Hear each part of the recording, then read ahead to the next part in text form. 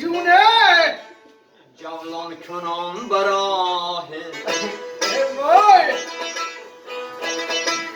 هر نازنین که بینم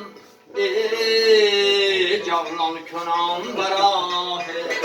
ای جون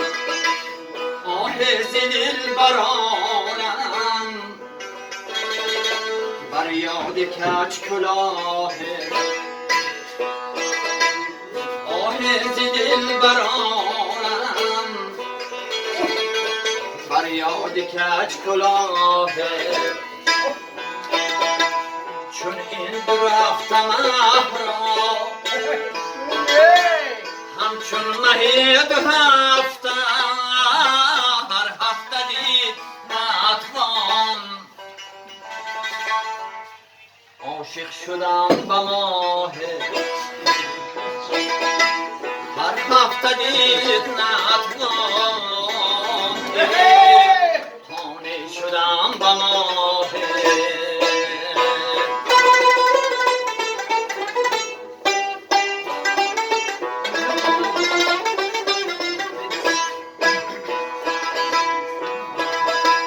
تسکین چگونه یابد رفتم که در گذرها از دور بینم او را و نیز گاه گاه از خاک سر برآرم چون بگذرد به خاکم زانسان که روید از گل در پای گل گیاه زانسان که روید از گل در پای گل گیاه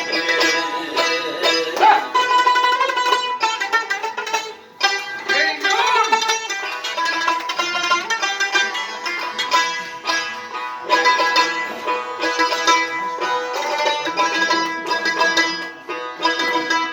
ترسم که در گذرها افتاده به گناه جانی به خود گوید این خرقه میالد شاید به چشم رحمت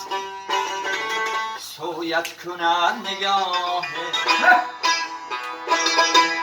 شاید به چشم رحمت سویت کنم نگاه هر نازنین که بینم جولان کنم براه افتاده به گناه افتاده به گناه